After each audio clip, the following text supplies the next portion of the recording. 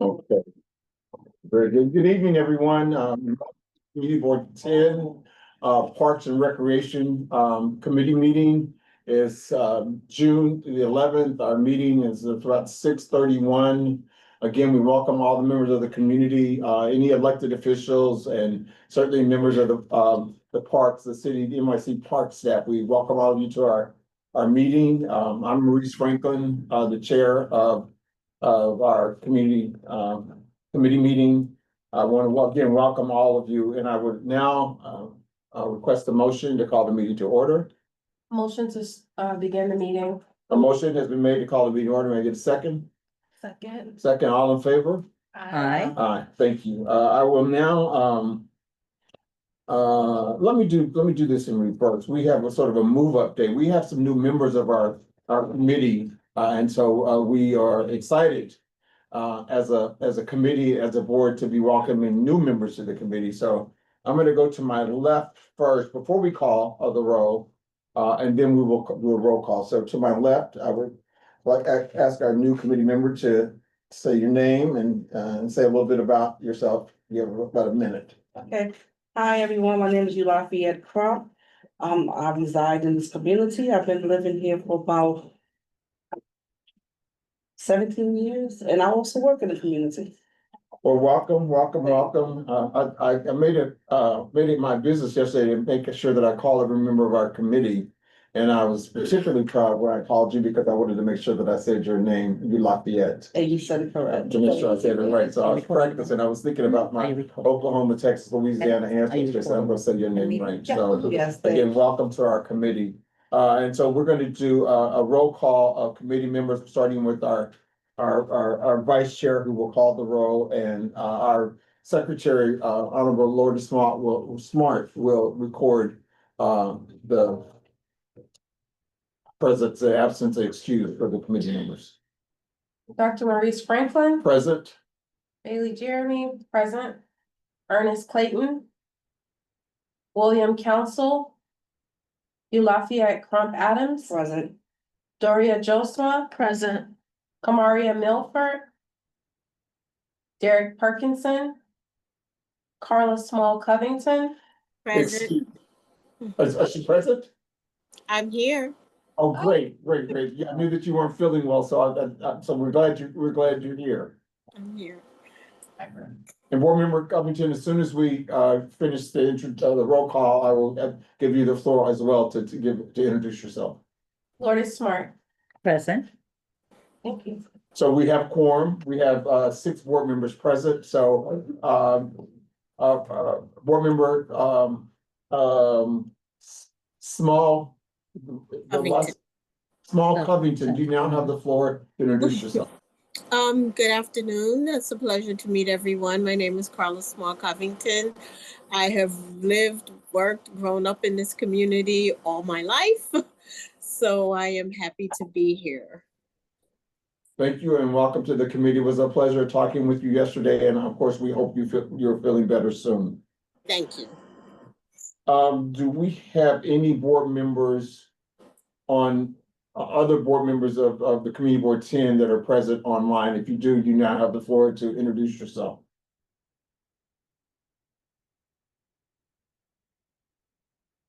Okay, and do we have any invited guests outside of our park staff? Okay, so we'll move on to our presentations. To all members of the community, we have I wouldn't say a quick agenda tonight, but we have probably the shortest agenda that we've had for this last 6 months. So we have some items that are really important that get us into the fall around our district needs. And certainly you guys will remember that we've been talking about our needs assessment. So we have a couple, I think, some really important issues that we'll spend some time talking about as a committee, and certainly you as a community hearing our reports. And so be patient. We'll get through today. Won't be as long as any of the past meetings, but we will make sure we do our diligence to exhaust the topic for tonight's meeting. So our first presentation this evening, we'll go to our New York City District 10 and 11 Parks Manager, Tapashi Nareen. And so Tapashi, welcome, and we're now ready to hear your report and anything do you want to share regarding, just District 10 and 11? What's all good? Sorry. Hi, so board. just to clarify first, let me give you a minute to the new people sit down for a second. Can you close the door?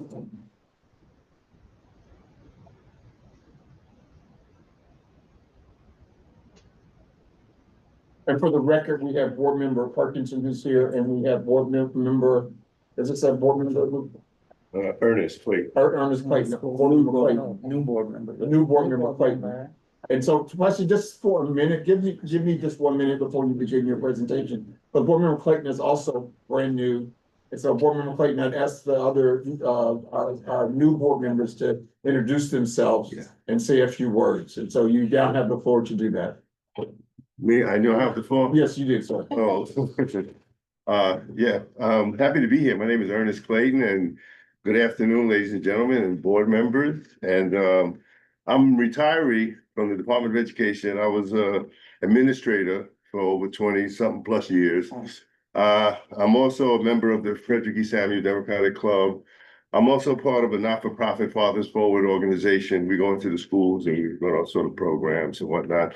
So I'm pretty busy to be retired. You know, I thought I'd be enjoying myself now. But and you have to forgive me because I have a slight cold, if I could hear it. So but I'm happy to be here, you know. Well, we welcome you and thank We're happy you. to have you. Thank Thank you. you. Absolutely. So, thank you for that. And Tapashi, thank you for giving us that moment. We are now ready for your presentation. For my presentation. Hi, everyone. My name is Tapashi Narayan. I am the Historic Harlem Parks Administrator, and I oversee Morningside, St. Nicholas, Jackie Robinson, and Marcus Garvey Parks. And just to clarify, that's not the full Community Board 10, but I can take any questions you have regarding Community Board 10 and send that to the district manager. And unfortunately, Matt isn't able to join us today. He's on vacation, so he'll be returning next week. Should you have any questions, you can definitely, again, feel free to ask me and I can pass it along, or I can try my best to answer it. Now going to our upcoming events for the Historic Harlem Parks, focusing on, of course, Jackie Robinson, which is in Community Board 10. We recently, this past Friday, had our jazz event in the park from 6 to 7:30 p.m. We got rained on, so unfortunately it definitely affected our numbers, but we were able to accommodate some of the attendees on the stage for a portion of the event, and then the rain tapered off, so we actually switched back to like having the audience on the plaza level and the band on stage. Other upcoming jazz events are on July 11th and August 1st. So usually it's first Friday jazz and Jackie Robinson, but because 4th of July is the first Friday, we moved it to July 11th, which is the second Friday, and then August 1st is the first Friday in Jackie Robinson, and that will be the conclusion of the series at that point. But for Juneteenth in particular, we're celebrating Juneteenth on June 21st. I will have music by DJ Dade. There will be a line dancing class, and Jazzmobile it's in partnership with Jazzmobile. Jazzmobile will present Winard Harper and Jelly Posse. There will also be Jam Rock Jerk food truck, and throughout the event there will be kids jumbo games. So please come out and take a visit. Bring your family, bring your friends. At Morningside this Saturday will be second Saturday Jazz in Morningside, this upcoming Saturday, and then of course we have July 12th, August 9th, and they go until September, and they have September 13th, and this is held at 114th Street and Morningside Avenue and starts at 5 p.m. For Juneteenth in Morningside, I'm partnering with the Friends of Morningside Park, And the Friends are bringing African drums and dancing from 7 to 8 p.m. And Parks will present Harriet, the 2019 movie with Cynthia Erivo and that starts at dusk, which is generally around 8:30. For St. Nicholas Park, we'll have Fourth Friday Jazz. I'm sorry, for that Juneteenth event at Morningside, is that one on, actually on Juneteenth? Yep. Okay. Marcus Garvey and Morningside will be Juneteenth proper. So St. Nicholas, it's Fourth Friday Jazz. So that will be June 27th, July 25th, and August 22nd.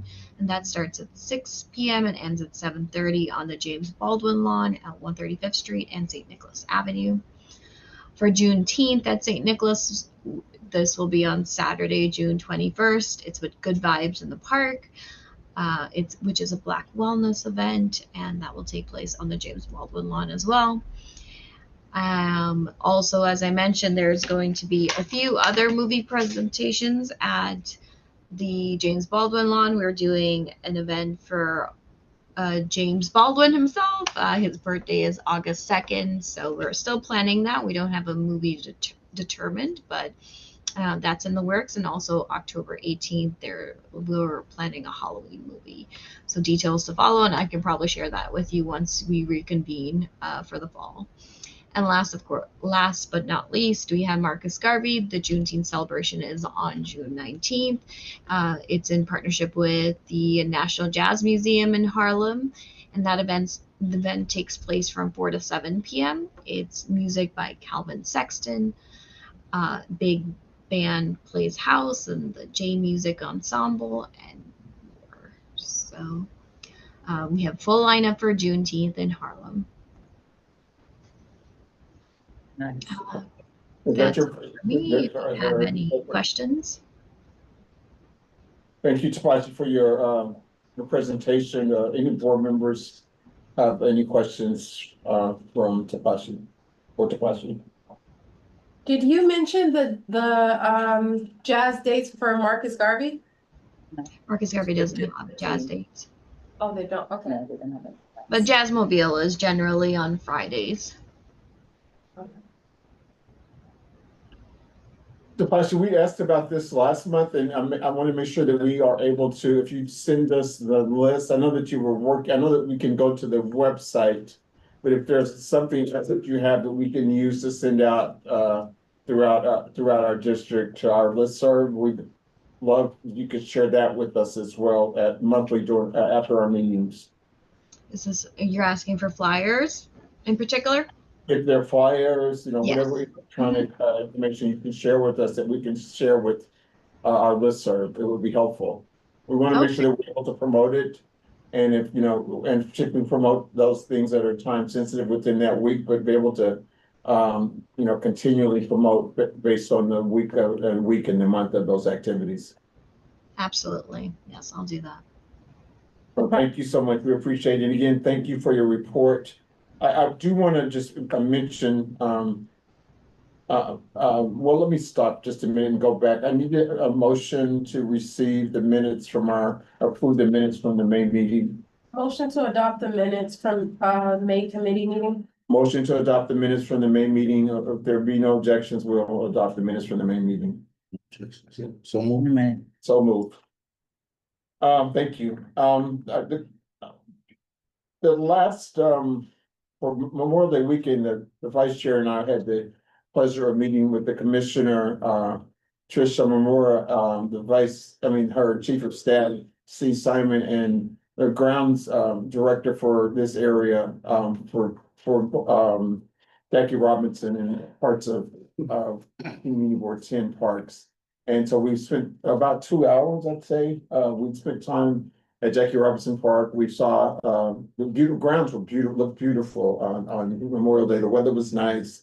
There were lots of families out in the park, barbecuing on the sidewalk, and the guys playing basketball. It was just a lot of great activity in the park. And so we were able to talk about some of the upcoming sort of resource needs for Jackie Robinson Park. The commissioner mentioned that in the past, they talked about the, dog walking park for the northern part of Jackie Robinson Park, closer to, the polo grounds. And so we were able to kind of walk through and take a look at the area that they were proposing. And so I think it was about $75,000 investment that they have, secured or are in the process of securing for that dog walking park. So I asked our administrator to share with us the resolution, and I think she did. I'll go back and look through the email. I want to make sure I send that out to all the members of our committee to see the resolution. So we did pass a resolution at the end of the year in support of the dog walking park. So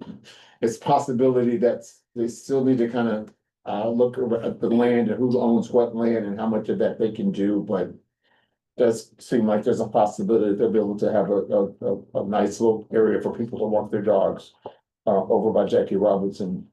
And also mentioned the need for some restoration or sort of improvements of the baseball or softball field for that park. And so we had, I think they talked about the perhaps a request had been sent into our council member. And so I followed up the next day with an email regarding Jackie Robinson Park and to see if there were resources that are attached to this year's budget in support of sort of some of our park needs, not just Jackie Robinson, but also over in the Rucker. There's a major design work happening over in the Rucker, and so we're able to walk over there as well and spend some time with the commissioner, sort of looking at the vision of the park, and so that's again about another 2 years away from completion. I think it's still in the design phase, but it certainly should do a lot, not only to restore the park and to get more people interested in using the park, but also the sort of historic preservation nature of the park and tourism. So it's for the community surrounding the polo grounds. That park had not been touched in about 20 years. So there were lots of safety issues, just like at the St. Nicholas Park. So I think we were excited to spend time with the commissioner on Memorial Day afternoon. We met at 2:30, and it was about 4:30 that we toured the park. So that was something we're excited about. I'm gonna move to we have board member Barbara Nelson here. Barbara, would you introduce yourself? Yes, hi, good evening, everyone. I'm Barbara Nelson. I'm the Vice Chair of Transportation and Storage Restaurants. And I'm also on Arts and Culture. And I wanted to make sure I came. I always support Maurice. I love his way he runs his meetings. And I wanted to make sure I got to see the faces of all of the members that are assigned to this committee. Thank you, Board Member Nelson. It's a pleasure. When I first joined Community Board, Board Member Nelson, I served on parks for a little while. And of course, I've just been excited to serve with Board Member Nelson on historic landmark and preservation and transportation committee. So, well, thank you for joining us tonight, and watch us work. Yeah. So we're gonna move into the discussions around our district needs statement. No, excuse me, around our district needs survey. And so just to give you sort of some context before I turn it over to our vice chair, is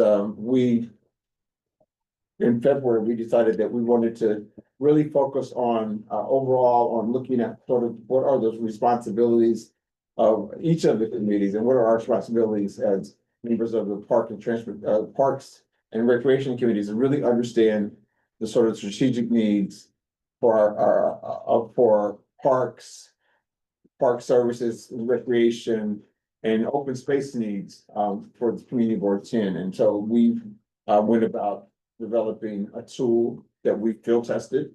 The survey? The survey tool that we field tested. We've gone through a couple of iterations of it. Last month's meeting, we voted it out of committee, and we're now ready to socialize it, or not socialize it, but to distribute it to the community at large. And so I'll now turn it over to our vice chair. Thank you. So during our During our last committee meeting, we had some community members that gave great contributions and suggestions around additions to the survey. And that was some of our objective. We circulated the survey for the committee to review and provide any suggestions. So the latest iteration of the survey includes incorporates water as one of the recreation activities. And it also Sam has a question around assessing how people get information regarding parks and recreation throughout Harlem.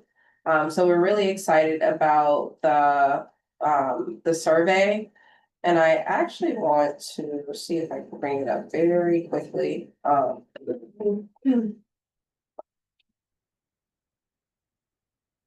And I think this will be helpful, especially since we have several new board members in the room. So I do want to share this with you all. Can you show me sharing screen? Yeah, I'm about to. Okay, very good. Okay, here we go.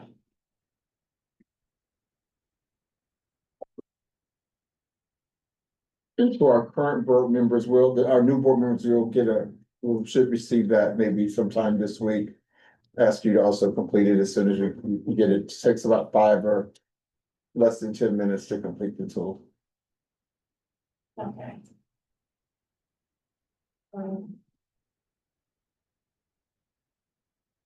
Okay. So let's see if I can explain this.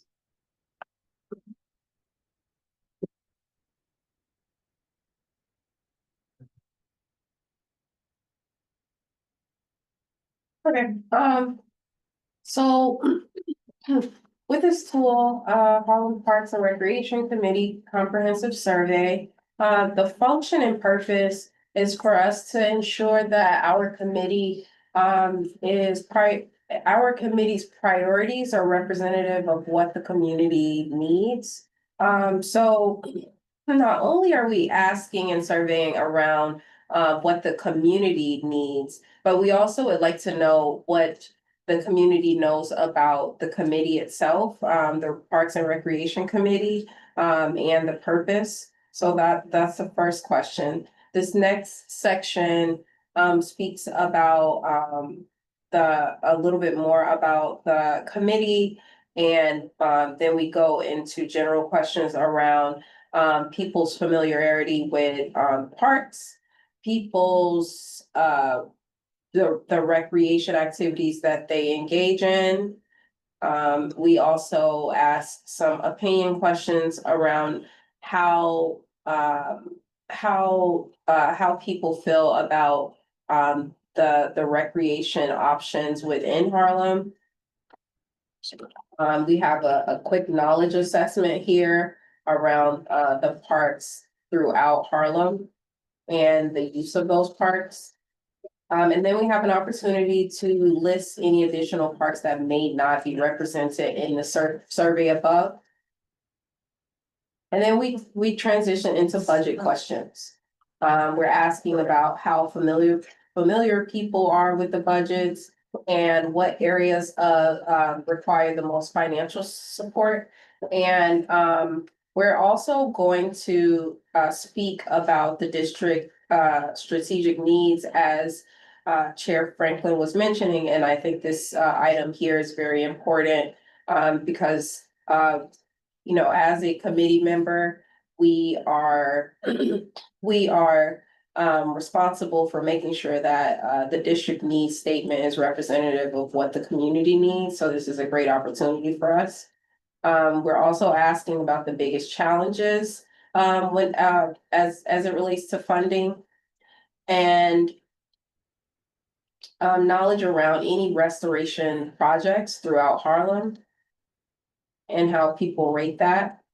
I think we did have something already regarding seniors and ADA compliance throughout the parks. So this item remains on this current survey iteration. And lastly, towards the bottom, we just asked a general question around what is the most pressing issue that is facing the Harlem parks? And how do you get the information, as I mentioned, and how accessible is water as a recreational resource in Harlem? And then, of course, there's the last question is just general comments and suggestions, which could potentially inform additional changes. This is definitely a live document, and we just want to make sure that it is something that's representative of what the community needs. So we're really excited to have a finalized iteration of the survey that can go out to the larger body and beyond. Thank you, Vice Chair Jeremy. I appreciate that your presentation and your report. I want to go to our committee members first to ask if any of you have any questions for our Vice Chair in reference to the report or to the process of the tool itself. None at this moment. No question. I'll ask any board members of Community Board 10 have any questions? I have a question. No, you have a question? Okay. Yeah. From being on the Parks Rec, and I live right by the Jackie Robinson Park. When I was on the committee, if I saw where it rained, so because it's I'm at the bottom on Bradhurst and the dirt would come down, sometimes it would create puddles.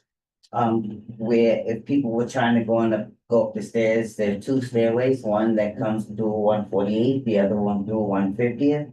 And it was horrible. People were falling. It was like a big puddle of mud. So by working with Steve, we got them to cement that area so that it wouldn't create as much of a puddle. So if you see things that could be hazardous in the park that are not being addressed, those are some things that you would present in the committee, as well as just recently, I worked with the Department of Sanitation and Al Taylor's office, because I noticed that we didn't have any garbage on the corner of Frederick Douglass Boulevard from 145th Street all the way to the Rucker Park.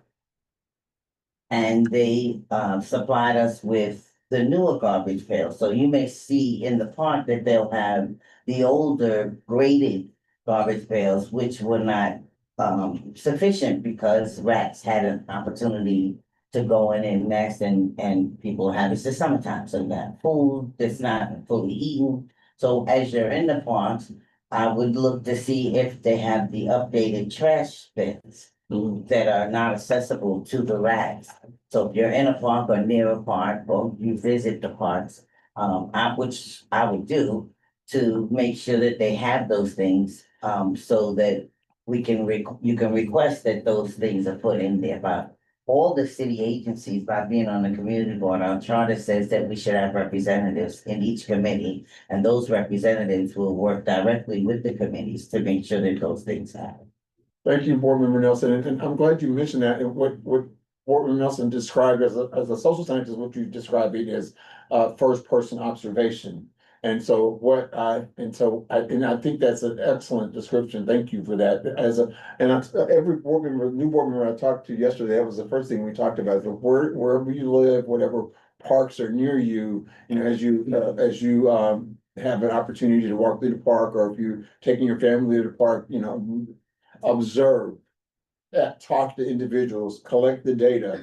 And so that's what we're doing. And again, thank you for that. And thank you, Board Member Jeremy, for your presentation. We are at that stage now as a committee where we're now going to disseminate this tool through our interns, and we're going to email it out to members of the community to complete this tool. But as Board Member Jeremy mentioned, this is going to be an iterative process, which means that once we have gotten through this season of district needs, that we will probably go back and examine our tools sometime in November, December, January. What did we learn? What information is new? What do we want to add? Do we want to ask these questions a little differently? So this will be an ongoing process for us.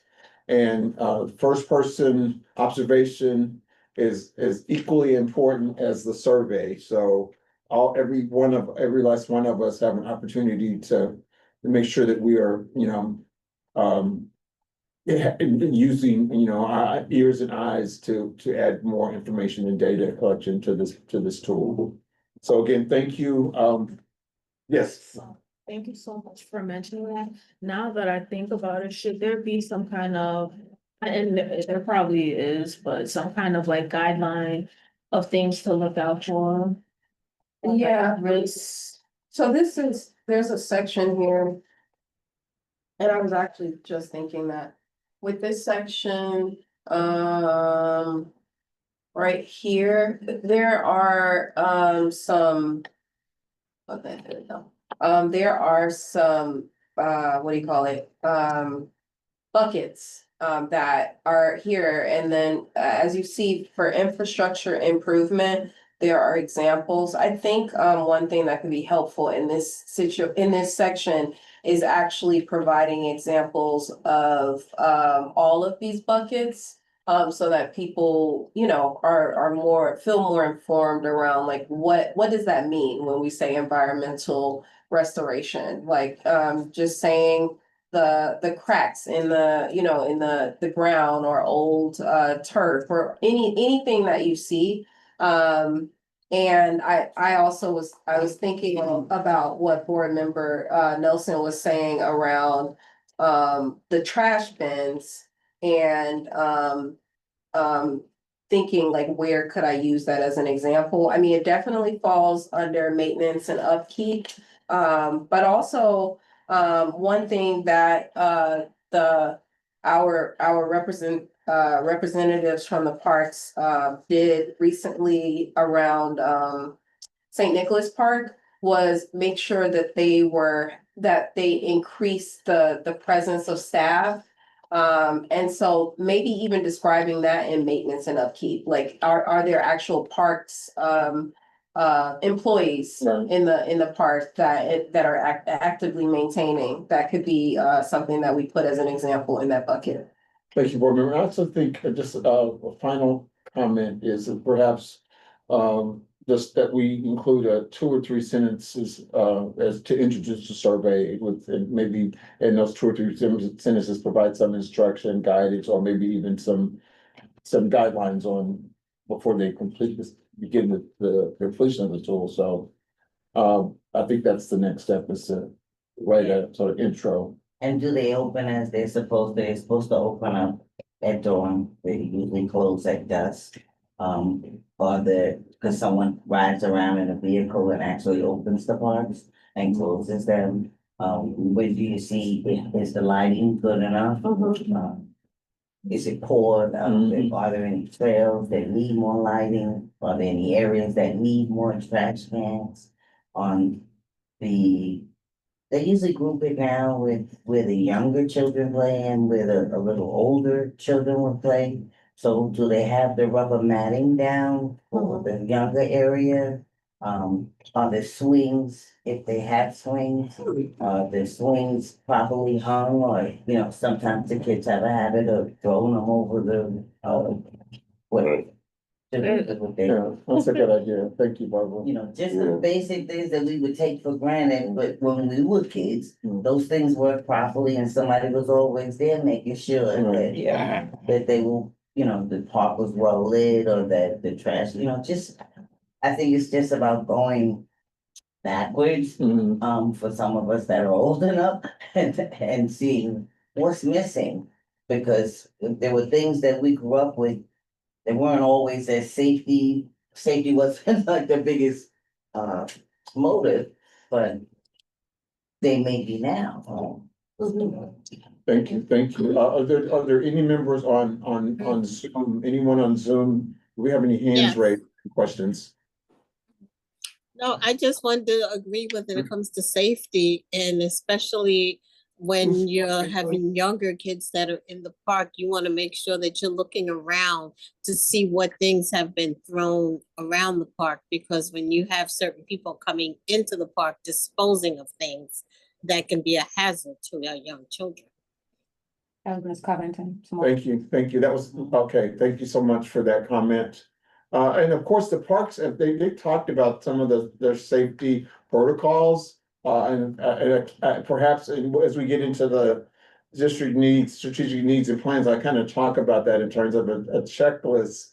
A plan to sort of, to give an annual checklist of how well the parks are doing around many of these issues that we're raising. So again, thank you very much for your comment, board member. Are there any other committee members or members of the public? I think we have Steve Simon now, our chief of staff, is online. Steve, would you like to make any comments?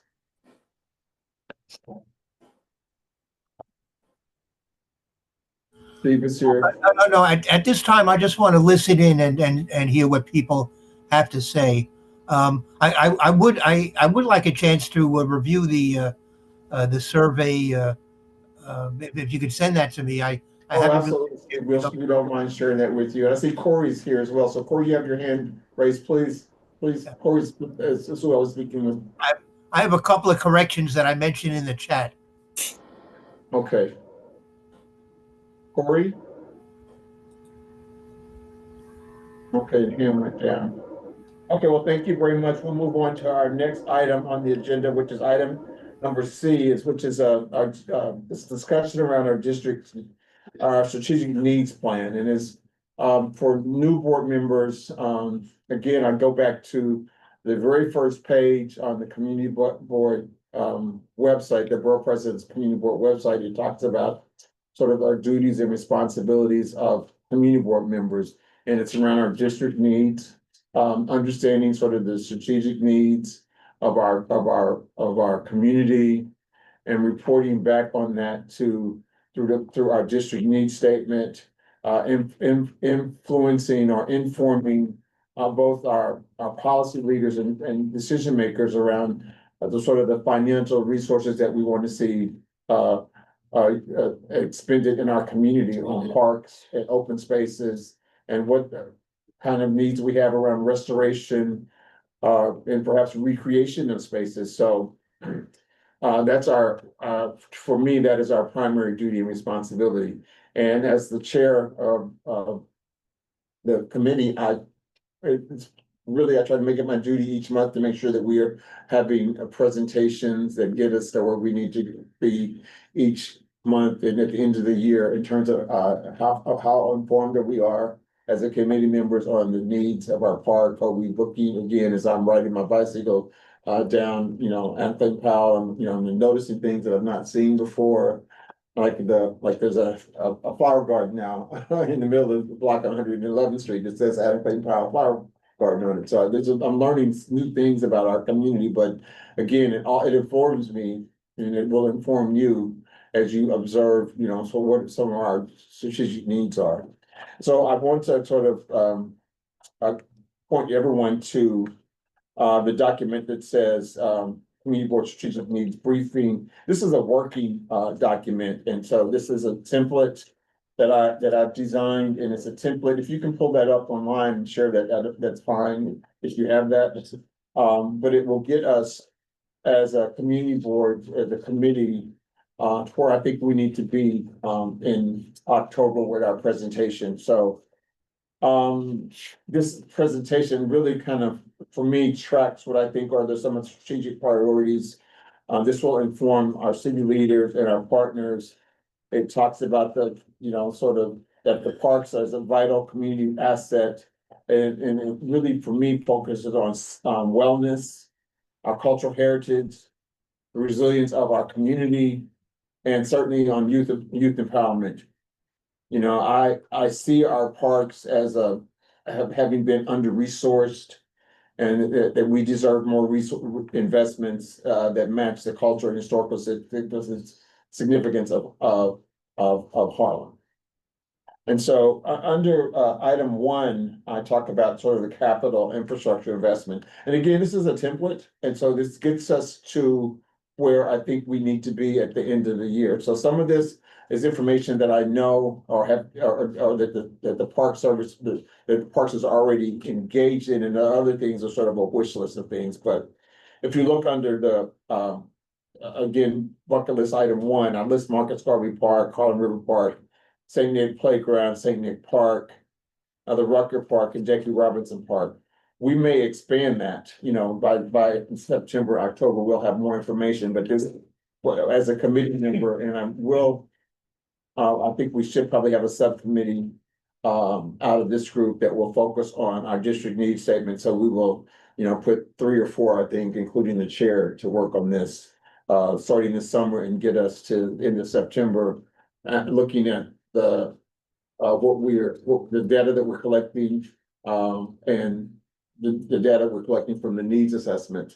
You know, maybe we'll do some individual interviews. We'll move around the community to kind of to fill this out. And certainly we want to talk to the parks, NYC Parks, to Steve and Tapashi and others, to kind of find out some of the gaps that they see in terms of our services in the park. So we'll use this time to kind of fill out sort of our data collection process.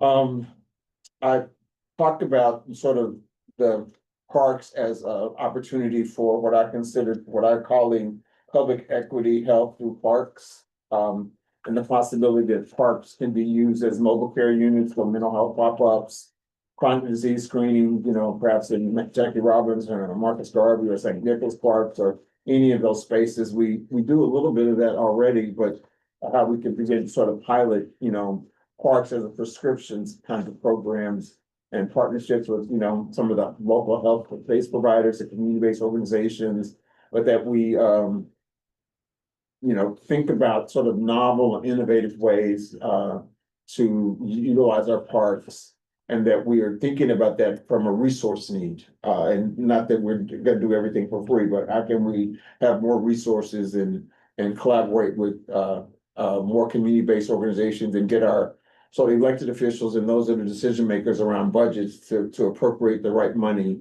for our parks. And so we'll spend some time kind of looking through that. The other bucket that I have is I call youth engagement and workforce development, which requesting funding and agency partnerships to expand our summer youth program and think about it through green infrastructure placements and create perhaps Harlem-based youth leadership more youth leadership internships, you know, perhaps launch a Stewards of Harlem Parks Fellowship. You know, they do that in some of the other parks, but how we can do that includes a sort of pathways that engage in environmental justice, park maintenance, and sort of cultural programming. So we can always, and you know, we always need more resources for summer youth employment.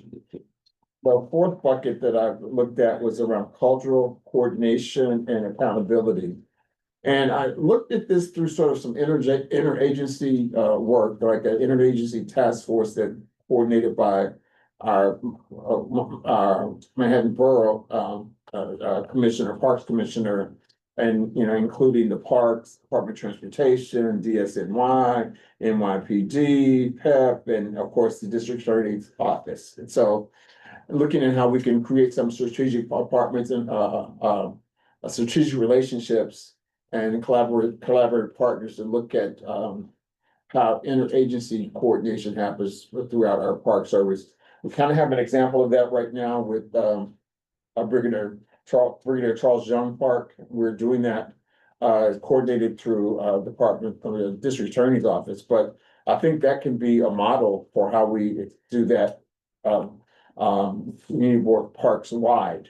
And of course, I mentioned this when we were talking about the needs assessment was maybe to create and launch a scoreboard or a community board 10 park scorecard that tracked maintenance through alarm responses and community satisfaction. Some sort of system that we could track. You're smiling, so I think you like this. But some way to track, you know, in the same way that we track when we ask questions about, you know, liquor license and things like that in other committees, that we can sort of do the same things around parks. And then maybe we get to track around not just public safety, but the issue of the needles in the park or maintenance that somebody's calling about the park. You call enough times and maybe something happens, but it gives us again, just some other insight into what the community is thinking around some of these issues. So, and of course, item number 5 is around cultural preservation and civic pride, We talk about Harlem parks and the car heritage and sort of a cultural trail that maybe includes, a digital code and signage in the parks like Marcus Garvey and Rutger and Jackie Robinson, sort of Harlem-led performance events like, Black history installations and sort of rotating cultural exhibits that happen in the parks and not just Marcus Garvey Park, which there are lots of things happen, but are happening, throughout our park system. So again, these are investments that I'm talking about. So these are ideas, but obviously these ideas come with dollar value, so that as we look at this, this is something we're interested in. And when we get to September and October to our district needs statement, then we're also, asking our city council member, our borough president, our mayor, and our parks to put money towards this. And so what are our requests? What are we asking for? And so, yes. As you're talking, I'm thinking of even the collaboration because the transportation and historic landmarks, we do the street names. So I'm thinking along Adam Clayton Powell and the malls, which is also part of parks. So if you live on Adam Clayton Powell and you see that the malls,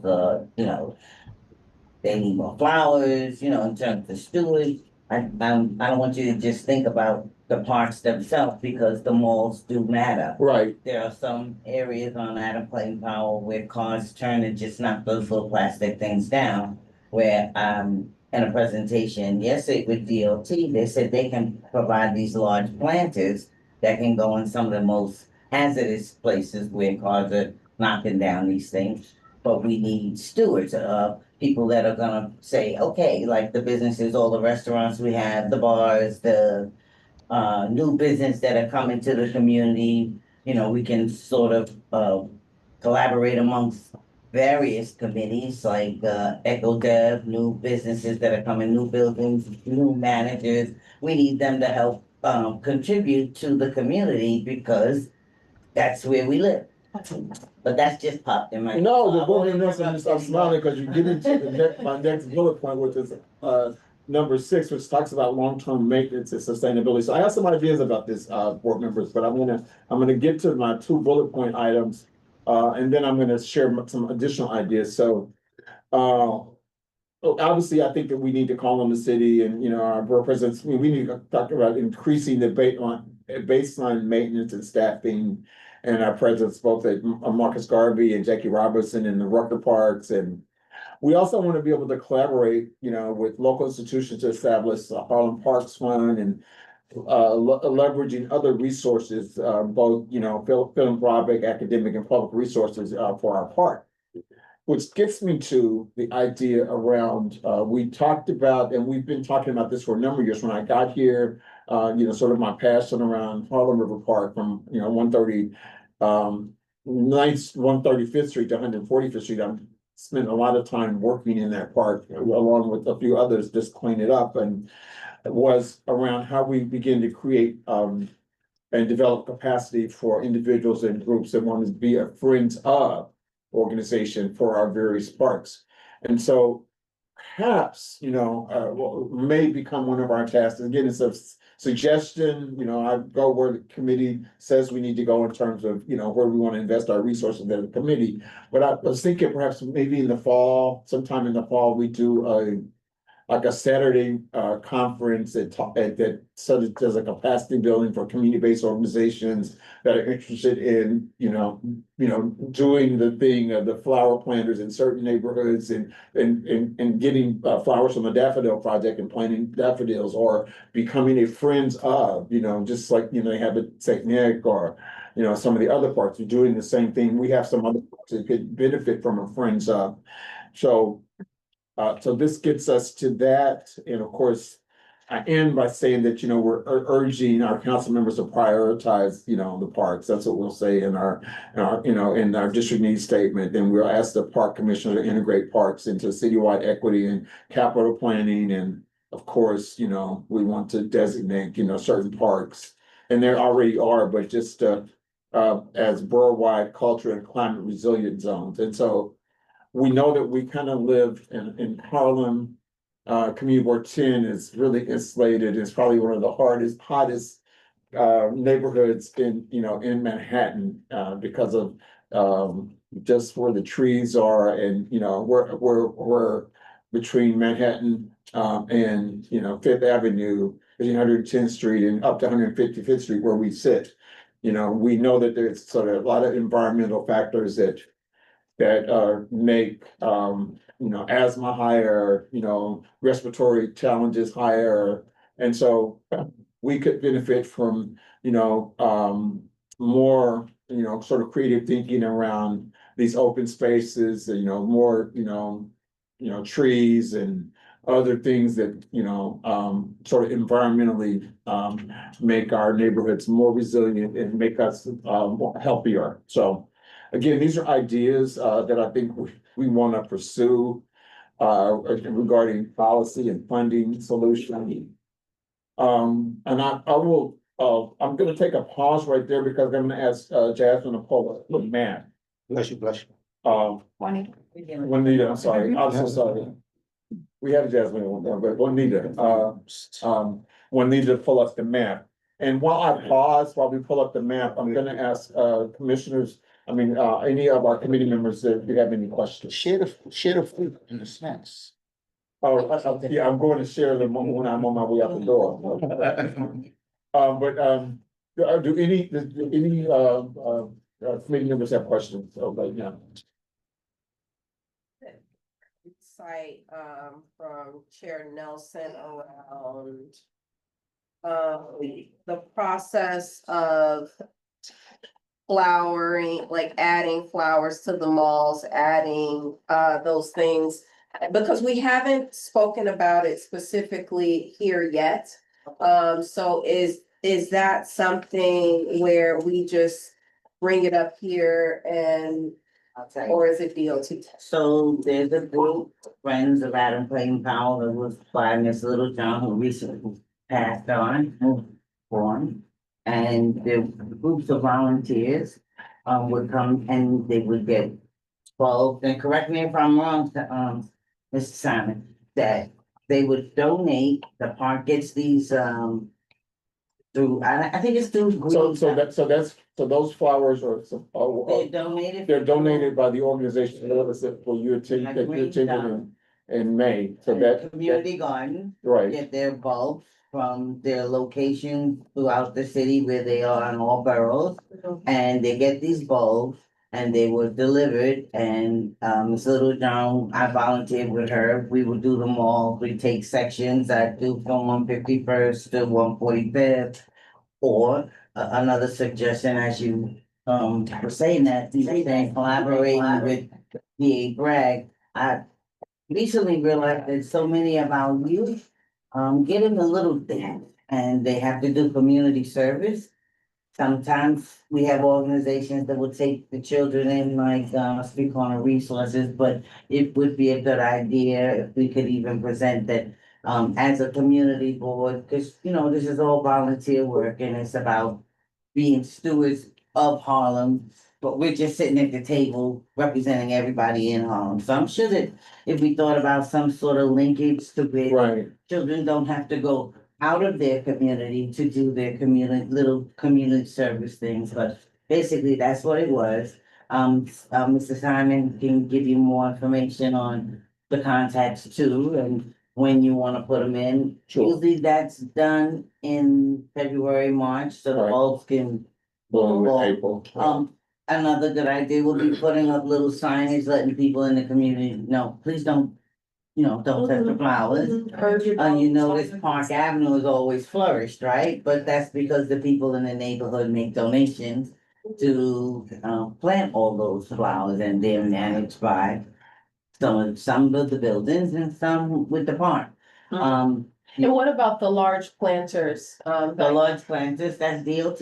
Okay. DOT takes care of, most of the streetscape, the dangers in the street, the safety pockets, the lack of safety pockets. So that would be Lyle Blackwood. He's, was at our committee last night. Okay. But in terms of just getting the flowers, Steve Simon can assist you with that. And I'm not sure who is, I actually have the contact out of city agency. It's a non-civil agency around the Daffodil Project. So I have that yeah, contact. that's one, but Green Thumb, for all the community gardens to give Oh, these bulbs to the community gardens, but with all the new developments, the community gardens were wiped out. So where are all the bulbs going? I'll follow up with that question. Maybe I'll follow up with the question. And if that's something that we want to, long-term do some kind of community engagement project around something like that, the full board, I recommend if we do that, that the committee recommends it and requests the full board support us around that, but I like the idea.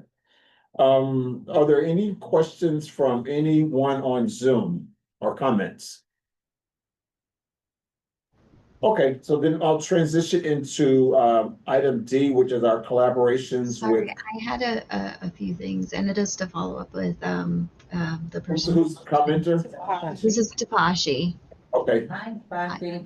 Hi. So I saw in your long-term sustainability goals you had asked you were asking for basic maintenance staff. I would say to add to that, because for Jackie Robinson we do have maintenance staff, but we don't have a gardener. So if you can, for the basic maintenance staff, if we can get some more gardeners, that would help upkeep the plants, and that would definitely help with upkeeping the plants. And just so you're aware, in Marcus Garvey, we are in the process of creating a horticulture center, and the goal for this year in particular is to get we have two hoop houses, and hoop houses are those semicircle things you see at plant nurseries where they grow the plants. Our goal this year is to get those hoop houses in production so that we can first see one, how many plants they can provide us, and then at that point we might be able to send them, or our ultimate goal is to send them to the 4 historic Harlem parks, and if there's enough plants we can definitely share them farther and wider. But that's for your awareness, like we are trying to make our own plants because it's cheaper to buy seeds than it is to buy fully matured plants. right. Thank you for that. I made notes, those notes. It's my pond date, did it pass yet, or is that something it's only planned in? There was it's my Parks Day in May. It was May 17th and 18th, but there's always a fall planting day. So that will be, last year was in November, but usually it's in the fall. So that's gonna come up. We do have some there's Partnership for Parks has some volunteer dates for Jackie Robinson that you can go to the parks website and go NYC Parks events and you can find those dates. Thank you, and I'll communicate with you. It would be great to have It's My Park Day, and it included, our parks committee and one of the parks. So I'd love to sort of explore that idea. Yeah, and if you know of high school students, if they wanted to do some volunteering too, we can coordinate making something regular in the park as well. Thank you for that suggestion. All right, thank you. Do they have do they have a newsletter that tells you about the events that are Yes. taking place in the They do. park? They do. Because last night they had an opera. I think it was last Jackie night. Robinson. Jackie Robinson had a lot last week, yes. Yeah, actually each meeting gives us a list of all the activities. And I think before you came in, so she will provide us with the flyers, all the information. We get that out to all of our listserv. Is there a way of putting those solar, thinking AI and digital, is there a way to put a solar panel that can list those, events that are taking place in the various parks So the people within the community, either they can scan a QR code or they can see a rolling. This is what's happening at this month. It can be sent out from a central location, so all the information. So the Yeah. question is about NYC links, and perhaps a way for the parks information to be broadcast through NYC links, in neighborhoods close to parks or in Harlem. And is that something that, I think that we had this question, at the Mark Starvey Park meeting a couple of weeks ago. So is that something that the parks, NY Parks is pursuing, Tapashi? So NYC Link, that those kiosks, it actually costs money to advertise on there. We don't do that very often. I think the question was more like, can we get a QR code to scan on site? I think for parks, there's security concerns about QR codes, but I see your point, and I do agree that we need something physical at the park to help advertise the events. Um, it might not be a QR code. I'm thinking more along the lines of getting a bulletin board for Jackie Robinson Park, because I will also flag that, like, the events that I talk about are NYC Parks co-sponsored or park events that we put in the park. The Met Opera, the other opera that happened in the park, and the 16th annual multicultural event that was on this past Saturday, that by other producers. But it would be a good to have like a bulletin board where people can go to the park, put their flyer, so you know that event is upcoming. But I just want to let you know, like, not all the events are parks events. There are other people who help us program the band show. All right, thank you, And thank you. Let's move on I to our think next Steve item. wanted to add something. Steve? Well, I mean, I love the idea of the community board helping to organize volunteer projects in the parks.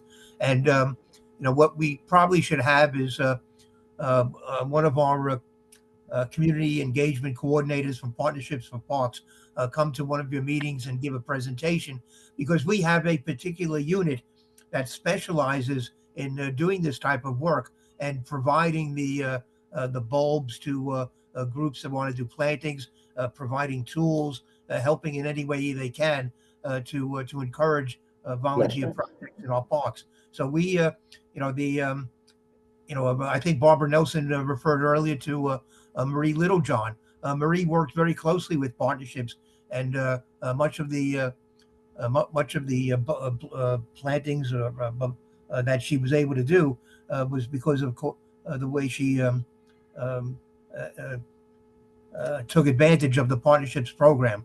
So we and then although the It's My Park days are regularly scheduled on certain days in let's say May and November, I mean, there's flexibility if people want to do a particular project at almost any time during the year.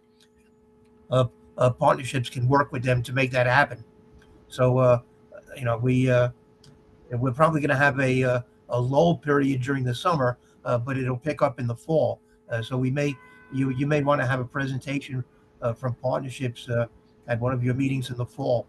The other thing I really feel that I'm obligated to mention is that when you talk about or suggest that the Harlem parks have not been getting um, an investment of city funding, I'm looking at the list right now, and almost every park in Harlem in recent years has been the beneficiary of some major allocations from the city by the city. I'm looking at Holcomb Rucker Park, Renaissance Playground, William McRae Playground, Bill Bojangles Robinson Playground, Percy Sutton Playground, Frederick Johnson Playground, Martin Luther King Jr. Playground, St. Nicholas Park South, St. Langston Hughes Playground, Brigadier General Charles Young Playground with the ball field project, A. Philip Randolph Square, Jackie Robinson Park, I believe is that we're going to get funding in the new budget and be able to have full funding to do the two ball fields. We're trying to take care of almost in recent years almost every single park in District 10. So I from my point of view, we're actually doing a pretty good job in terms of making sure that the parks in Harlem are being kept up and properly in proper condition in terms of renovation. I note your point, and I won't debate you here on this call, but I note your point, and I do think that, the measurement is, sort of, there is a measurement around that question that, for the qualitative, what's that mean in terms of the resources spent, so we can spend some time talking about that offline. I'm happy to have that conversation and certainly share that with all the members of the committee, but I do think that that's a sort of a loaded response that you gave. And I think from many of our perspectives that there are more resources, we need more resources being spent in our community. But in terms of capital funding, we're doing a very good job. In terms of the maintenance, I mean, I think there's a valid point to be made about how we need more resources to properly maintain the parks. Well, very good is a measurement, observation, and that depends on who says very good. It's how that's going to be, whether or not that's very good is enough. And so I don't know the answer to that question, but I'm going to move on to the next agenda item. And again, thank you, Steve. To the question around collaborations, which gets us to item D, and Juanita, could you share the map that I wanted to share around Community Board 10? And again, we talked about sort of the boundaries around Community Board 10. If you guys look at the map, and I've really been talking to members of our committee about this, so you understand the boundaries of Community Board 10. You'll see on the east side, that's the northern part of Community Board 10 is 110th Street. Central Park is to the west, and I'm going on the east side of that is Fifth Avenue. The boundary takes it from 110th Street to 120th Street, and once it gets to 120th Street, it goes west, and then north, and then back to the east, and it cuts out Marcus Garvey Park, and then it goes up west again, up Fifth Avenue on the west side of Fifth Avenue. And it does not necessarily include the part of Harlem River Park that I'm talking about, 135th to 145th Street. And then, of course, you see that in terms of the water access. And I want to go back now to the west side, Juanita, looking at, can come down some more, thank you. Right there, it goes Manhattanville Avenue, and it goes from there going north. It goes up St. Nick, and so if you go up St. Nick, St. Nicholas Park and even St. Nicholas Playground are although they're, for all of us who see these parks and think they're a part of Community Board 10, and they're not necessarily in our boundaries. And so one of the things that I've tried to do and have been successfully doing over this last 3 months is meeting with the appropriate key staff in Community Board 9 and Community Board 11 in terms of our collaboration. And I've talked both with our borough president, our deputy borough president, and our parks commissioner regarding sort of those boundaries. And, I'm not sure exactly, politically what those boundaries, when they were designed. I did ask that question, and I'm gonna formalize that in the letter that I'm gonna write, but ask our deputy borough president to kind of look into that, to go back to the keeper of the maps to understand, when these boundaries were drawn and, exactly what happened in the sense of how these sort of significant parks, you look at Morningside Heights and look at the park over there, it's just right across the street from everybody that lives in Community Board 10, but it's in Community Board 9. The same thing with St. Nicholas Park, and the same thing with Marcus Garvey Park. Exactly. And so you're looking at, Marcus Garvey Park, and then you go back to Community Board 11, and you see that Community Board 11 has the Marcus Garvey Park, but they also have, the island. you know? And so this is some questions for me around, they have Randall's Island, that's all part of community, look at that, isn't that something? And so, I don't know when and how that happened, but, I think that sort of the remedies that I suggested, that I'm suggesting to our committee, which gets me to the issue of collaboration. I do think it's important for us to understand the sort of historical record around the design of community board, 10, but it's more, for me, equally important that we create a collaborative, documented, um, uh, documentation, between community boards 9 and 11 around collaborating around specific parks. And of course, I talked about Marcus Garvey Park, Paula River Park, Morningside Park, and St. Nicholas Park. And of course, my counterparts in both of those community boards have been collaborating with us this entire 3 months. And so won't be new to them when we draft a letter, but I think it's time for us to formalize this, to send the letter to both our, uh, Parks Commissioner, Manhattan Parks Commissioner, to the mayor, to the borough president, as well as our council member. I think it's time and of course to the appropriate community boards, number one, just the statement of collaboration that we openly want to collaborate with them around these specific parks. That we are, looking forward to really just formalizing what we've already been doing, this formalizing in the sense of a collaboration, that when, discussions are happening around those specific parks, Marcus Garvey, Harlem River Park, Morningside Park, and St. Nicholas Park, that we be included, in the decision-making process. And if there are any priorities around resources, and, long-range planning, that we are part of that. And so many people that live in Harlem they believe that all those parks are part of Community Board 10. You're shaking your head because you probably thought that too, right? Yeah, I did. Right, and they're not. And so for me, I would just want to call the record, and to make sure that we are on record as a committee, saying that we've observed this. This is our observations. We're not necessarily sure what the political climate was that created this, when those boundaries, but that we openly want to collaborate with our counterparts, and that we're, moving forward and requesting that they collaborate with us, and putting on the record with all of those elected officials. And so, I think that now everybody in the committee kind of knows what I've been talking about, and I've sort of been intervening about this over the last 2 months. But I thought that this presentation would get us to our voting items for today. So before I move forward on this, I do want to entertain any questions, or comments from members of the committee. So we'll have a point. This might be an obvious question, but is that Randall's is that a part of East Harlem? It's a part of Community Board 11, 11. right? Which is East Harlem. It's East Harlem. Yeah, I mean, East Harlem is East Harlem, Right. but the district, Right. right. the community board district, Is it? it Right. definitely owns all of the island. Right, Okay. right. Thank you for that Just question. never thought about it. Right.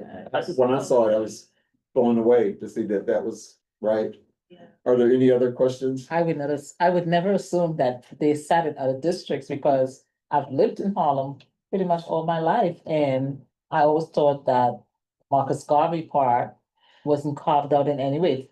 I thought it clearly sat in community board. Right. Right. I mean, when And you when you look at think the- about it, as you was talking, as you think about it, yeah, there's part of 11, because it does cut to the east side. Well, pull the map up again.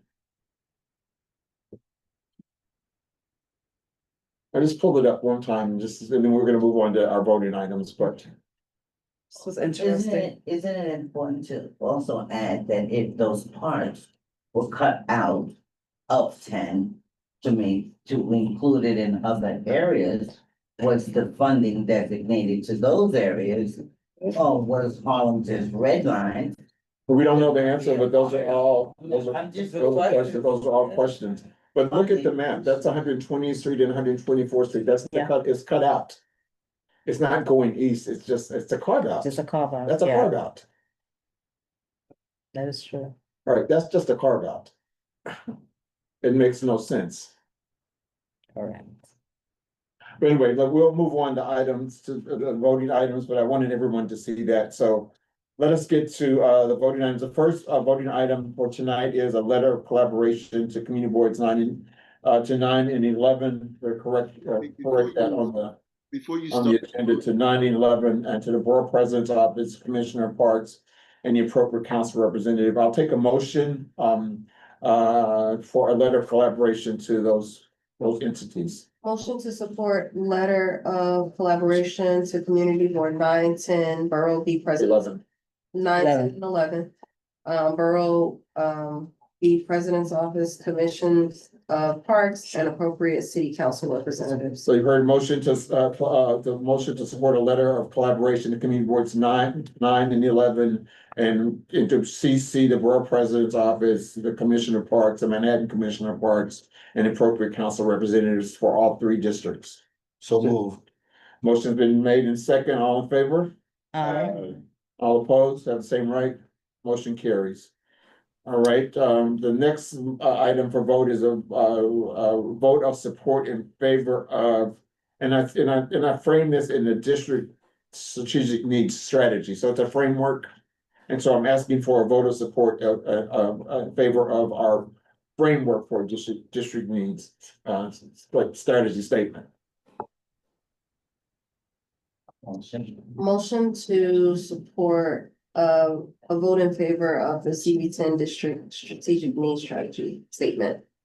The motion's been made, a second, needs a second. So moved. Motion's been made and properly second, are there any objections? Oh, excuse me, all in favor, vote by saying aye. All opposed have the same right. Motion carries, thank you so much for that. I will, draft those, and then share those among the committee, and so that we'll get, as we move that to our June 25th, we're having a special meeting this month, so I'll make sure that we have those letters in preparation for our June 25th meeting. So thank you for that, for the support of those 2 voting items. I want to move to discussions now under item 7, and we talked briefly about our Memorial Day weekend with the Parks Commissioner. I don't think we need to talk about that anymore. Unless anyone has any comments, I'll move on to the next one, just to talk about the district attorney's task force that they've had around Brigadier Charles Young Park. And so the question for many in our community, and perhaps some of those that are listening right now, are around the permit process. And of course, I did briefly talk to the commissioner tonight before the meeting, and it still looks like we're not quite ready to issue the permits to list when the permit process will begin. Right now, we're still dealing with the lighting of the park, and I think that the contractors are still out there working in the field and the lighting. So, Steve, is that correct? Well, we're still trying to deal with we're still trying to deal with the lighting issue. The contractors have not yet begun the work. We're still dealing with some of the complications about the foundations that have to be dug to provide for the light stanchions and protection of the tree canopy. So there are still some issues to be worked out before the lights can be installed.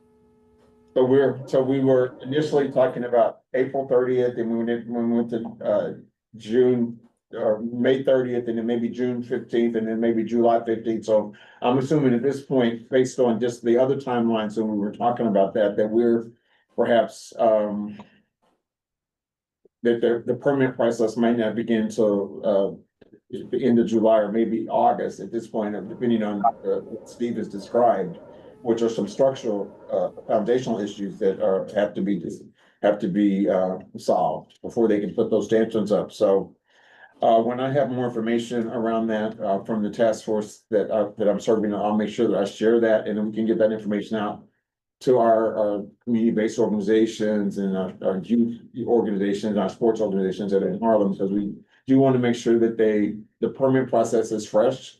Nobody's being grandfathered into the park right now. You have to fill out the permit. And so much of the conversation that I'm having as a part of the task force is making sure that the parks commissioner staff, that that they're really sort of taking into consideration local community-based organizations who are going to apply. And of course, they do have a process for approving permits. But the question that I'm asking is around ensuring that there's that the Harlem community-based organizations have a fair shot at utilizing that park. And so there's that, and then again, I think the conversation that we'll have around, some capacity building opportunities for local community-based organizations, and perhaps a conversation around how we can work with local community-based organizations who may be utilizing the park, utilizing that park in non-permit hours, and perhaps doing other additional programming. So those are all questions that are still up in the air. We're having those conversations, but there are no decisions at this point. So, are there any questions for committee members around the discussion items? And we have no old business for tonight, and we have no. I'm sorry, excuse me. I had my hand up. Is the community able to? Okay. Yes. Yes. Of course. Okay. Thank you. Thank you. Thank you. Good evening, everyone, committee. It was when Mr. Simon Steve was speaking about Brigadier General Charles Young. So I'm there in the park pretty much every day. And so thank you for that update. But I want to be sure that Parks is aware that the other regular lights, they are out again. And they're also out in the rear of the park. It is extremely dark over there. On the Malcolm X Boulevard end, I don't know what you call those, the lights. I usually refer to them as the lantern lights. They consistently keep going out. I don't know what the trouble is. And now the ones that are in the rear are also out. I'm grateful that the NYPD has continued to leave those 3 portable lights along the grassy knoll area of West 143rd from Malcolm towards 5th, or else we would have nothing. But I actually saw people trying to use the rear basketball courts, and they're bringing their own little lanterns so they can see. Ben, I'm really glad you brought that up, because number one, it's almost been 2 years now. 2 years, it would be 2 years in November, December. We noticed that those lights were out on 155th Street right there at the bus stand, and we, through the department, through our transportation landmark, put a request in. I actually attended meetings and then sent a letter to the Department of Transportation. It took them 6 months to review the letter, and then got back to me finally in August of last summer. It was August that they said, okay, we've seen your request, we agree, and there needs to be more lighting on 145th Street and Malcolm X. And so now what I'm hearing you say is even the lighting that perhaps Department of Transportation agreed needed to, was the answer, and addressed it and put more lighting up. Now you're telling me that the lighting is out. Yes, this is the lighting, but prior to your being here as the chair, I brought this up several times before. On and off, they were repaired. I don't know what the issue is. So these are these lanterns. I refer to them as they look like the old-fashioned lantern lights, and they're in the vicinity of the front basketball court and the game tables. 1 or 2 goes in along the path that leads to to get to the basketball court. Sure. Even right now, this evening, there's a movie being shown for the community tonight. Of course, that probably will help them to not have all the lanterns on, but it's really concerning, because for some time now, there's been a gentleman, I believe it's someone who's possibly an emotionally disturbed person, but there are times he's become violent, and even the park supervisor has had to call for support, and it's a little bit unnerving because sometimes he's there in the dark and you don't know, you can't see him, you can't see anybody for that matter. It's a real public safety concern. So I just want to mention it because I do know that they still need to install the tall, big lights for the ball field, but I don't know if there's some kind of major electrical problem. And I just want to mention it so that whatever needs to be done, or whoever needs to assess exactly what needs to be done, this is probably the time to do it, so that the field or whatever can open on time and other issues are addressed. And I will also add, I believe is based on the situation with the rear part where the gates are for the construction of the ball field. I know usually garbage would be left there, but what's happening now is piles of garbage are left in the front of the park along Malcolm X Boulevard near the swings, and it looks like a dump. And I'm just concerned about that. I don't think that's healthy. Children playing on swings and other apparatus where all that trash is, and it's also drawing members of the community to take their Amazon packages and everything to the park and dump them there. So I just want to bring all of that to this committee's attention, as well as Steve Simon from Parks. Thank you. Thank you for that. And if you have pictures, if you could take pictures, and I'm gonna ride my bike down there tomorrow morning as well. But if you have pictures and could take them and send them to me, that'd be fine. I'll follow that up follow the pictures up with an email to both transportation and to our parks, to Steve as well. So Steve's on here, so he's hearing this, but I'll follow up with an email to him as well. And thank you for that. Sure, absolutely. And just to lastly say, I want to be fair because all the cleaning for all the playgrounds in our area and the parks, it begins from Brigadier General Charles Young. They do a fabulous job. I think what's happening with the garbage and why it is so piled up, I had heard, I think there's been some trouble with one of their trucks. Usually they're better with being able to collect it. I don't know, but whatever support is needed so that can be corrected, that would be great. And I'm just hoping that that area doesn't remain a regular permanent place for huge black bags of trash to just linger for lengthy periods of time, sometimes days. Thank you. That should not be happening. That absolutely should not be. Corey, can you speak to that? So we have had issues with our vehicles. We have that were down. We have had 2 of our trucks were down. And at one point, we were just left with 1 truck to do the entire district. So with that being said, I believe that did allow the general public to then bring a lot of their garbage and leave it around the park, and that made it a little bit more difficult for us to maintain. But right now we should be good. The trucks are back in service, the Packer's back in service, and we are okay right now. And aren't we containerizing the garbage? Are we leaving bags of garbage out in front of the park? No, so on the side, 143rd, I did notice a bunch of bags were left there. But the bags were left there, but there was also additional garbage that wasn't from parks. It wasn't our garbage that people brought across and left it there. But we are containerizing. We do have the container on, I'd say right about 144th and Lenox.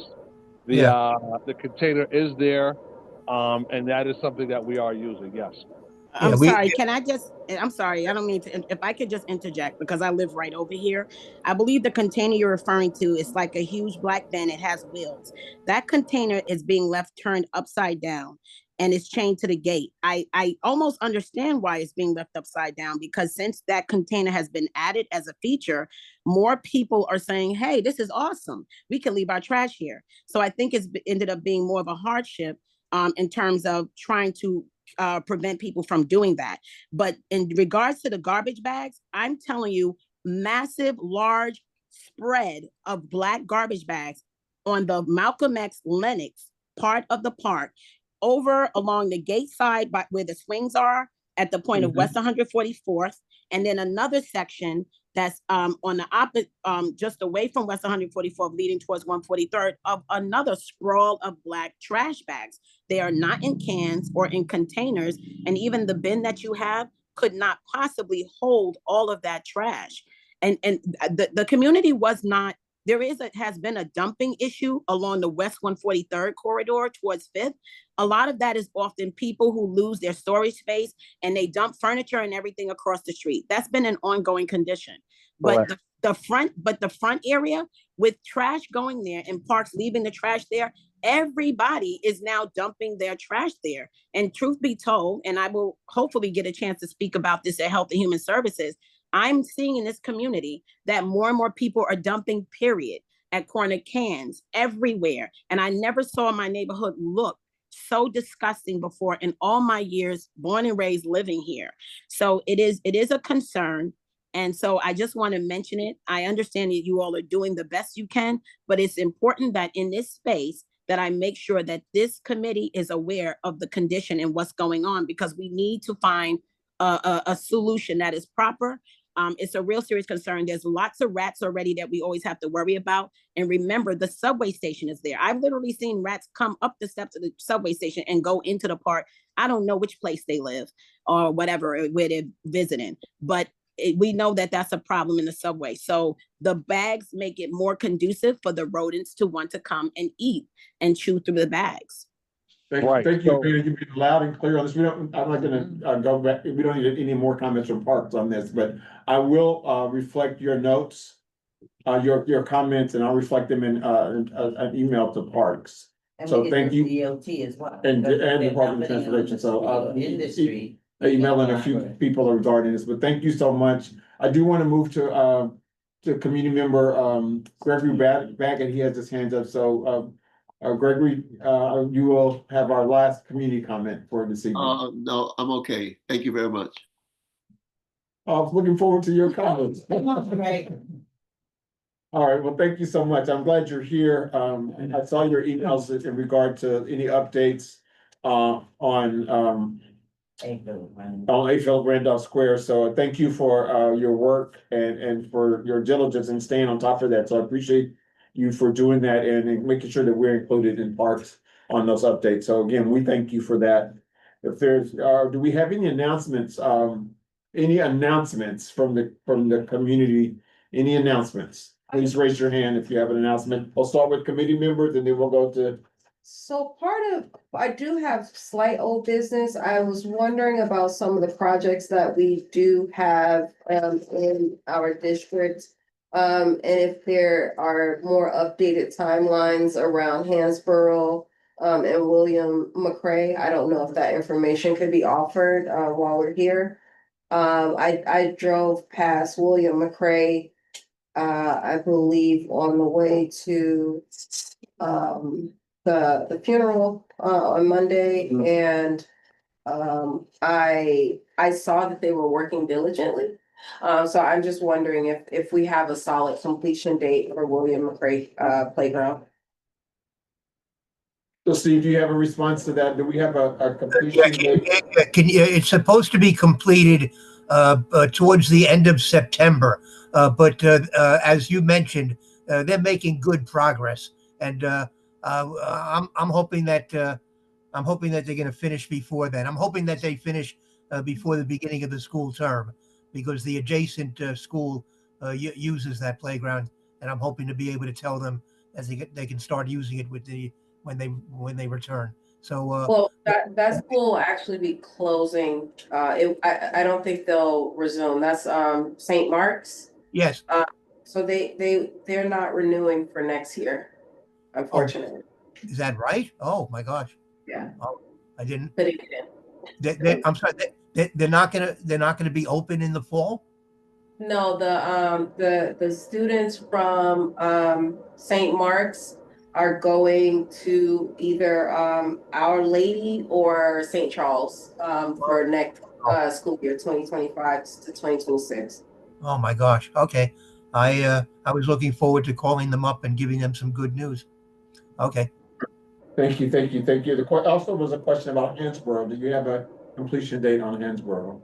I would have to look it up, but I believe it's going to be completed at some point in the spring of next year. So thank you, Steve. And again, to the committee members, let me just finish this thought right quick. So for committee members, what I will work with Steve to do is to get a list of all of the parks, those that he mentioned that are you know, in either in still getting resources for, or and somewhere in the design phase, or in the or in the development and completion stage. I'll get a list from parks so I can share that with all the members of our committee. Yeah. Yeah, I'll just get I'll get a print at it. I'll give you a complete report. Thank you, Steve. Thank you. Board Member Nelson, you have the last comment before we adjourn. Thank you. It's actually old business, Steve. Do you remember that I spoke about, it's been more than a year? There's a spigot that sits in Jackie Robinson Park between 149th and 150th, where mothers could like wash their hands, or kind of clean up behind their babies, because it's where the smaller kids are. And we have so many dogs, we love our animals, but we used to at least be able to put a bowl underneath this spigot where they could get cold water. Now the dogs walk from 145th to 155th. There's no place to get water other than where the children are in the sprinkler. And so that's not always possible because or the water fountains, which we try not to use at all. There was a plumbing problem. Have they addressed that plumbing problem? And will that spigot be working now? Because it's like nothing is happening with it. It's almost bolted, locked. I'm sorry. The word you're using is spigot. No, spigots. There's a little faucet on a cement block that sits right outside in front of the two benches that are there where the baby swings. I don't know if you call them younger kid swings, but we call it the baby. Closer to the restrooms area. The restrooms are farther over. Okay. It's closer to 150th, but it's more in the middle between 149th and 150th. Okay. There's a cement block that has a handle, a faucet that sticks out that used to be able to provide water. It has not provided any water, and we were told maybe 2 years ago that Maybe Tapashi can speak to this. Tapashi, do you know what she's referring to? Yeah, I think it's the Bruckner box. So we usually don't have we don't have dogs in playgrounds technically, because because in some situations dogs will bite the swings. So it's a Bruckner box, Steve. So it's not. Oh, well, it's not. Well, it's not meant to be. It's not meant to be used by the general public. Right, so it's not just for the children, it's where people who walk their dogs that 10 block stretch would go in there with a bowl so that their so that their dogs could access water. They were using their own hose? No, there's no hose. No, The the water, fountain. not the fountain. Well, Whatever. yes. Close to the ground. Yeah. It used to open up for water, it used to turn on for water. Well, it's really something that's supposed to be utilized either by park staff or maybe by volunteer groups. It's not meant to be used by the general public. Well, is it possible we can kind of put something out there where something from by the side of the house where there's water can be accessed, where you could just turn it on and put water in? Yes, we should have drinking fountains. We should have water. Yes. Yeah, but we have drinking fountains. Yes, but the fountains she's looking for a the older ones that are very shallow. You cannot set a cup or bowl in it. Barbara, why don't we meet there one day with Tapashi and take a look Anytime after 3. Please let me know, and we'll make a point to see. Are there any other announcements before we move to adjourn? Yes, one announcement. I just want, maybe Tapashi said this, but June 27th is when all of the pools open. And the Davis Center pool, is also aligned for opening on that date, from my understanding. So the turf will transform into a pool. And of course, we will have, Jackie Robinson pool available for, community board 10. Thank you, thank you, didn't thank see you, that thank one. you, Thank you. everyone, for attending tonight's meeting, for our new board members. I- You did say you had something to say, so I wanted to get to you before we close. No, just when I was speaking about, who I am, I forgot to mention, I'm a father of 6 sons who all graduated college, doing well. And there was something else, but it escapes me at the moment. Well, thank you. We're glad you're attending tonight. Again, I try to keep the meetings tight, but also interesting. I want to make sure that, again, we exhaust the ideas. For all our new board members, I hope that you have a great summer, and that we have not worked it out tonight, and we'll see you in September.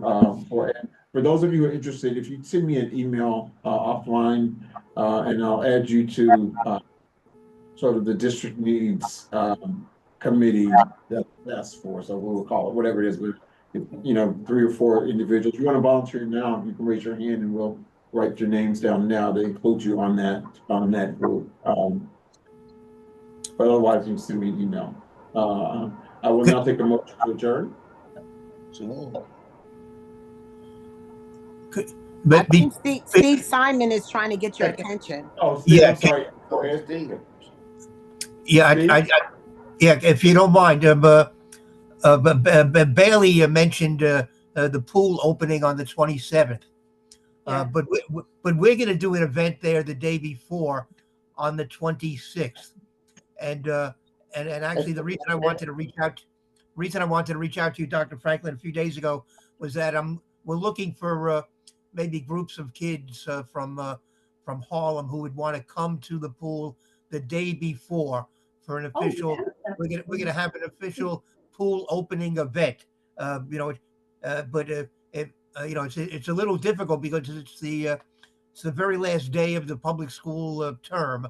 So maybe regular school groups We are have not some going other to be committees available. with the community board 10. We can reach out to our children, Youth and Libraries Committee and other organizations. So Steve, you and I can talk about that, but if you send me something, I can start working on socializing that and getting that out to is there a limitation on the number of youth? Yeah, but we're not looking for an enormous crowd. I think we're probably looking for maybe around 50.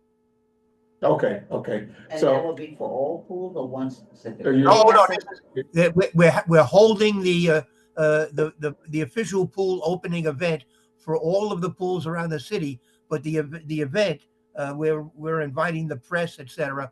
Will be at the new pool in Central Park, the Gottesman pool. So that's why I really would like to see kids from Harlem there. Please send me that information. I'll start to reach out and we'll get you we'll find 50 youth that can attend. All right, that's fantastic. Thank you for attending our meeting. I know you had some other things to do, and so we're glad you're here with us tonight. Of course, you always have you attend all of our meetings, but you always have a standing line in our agenda to speak on behalf of the park. So again, we appreciate you. Motion to adjourn. Motion to adjourn. So move. With no objection, I gotta call this meeting adjourned. 8:15. What time is the event on the 26th? I'll get, yeah. 11 o'clock. And that's why we say they were in school. Oh. Thank you, everyone. Thank you. Okay, bye. Thank you. Thank you, everyone. Thank you, everyone. It's nice meeting you all. Eat these snacks. Yeah. Take care. Yeah, the summer is off. Oh, okay. But they've probably been to, I'm sure it's here. Bye, everybody. Accessible. You shut it down. Take a picture of it. Next time I hope to meet you all in The person. work don't stop at the meeting. Yeah. Because we're gonna have some special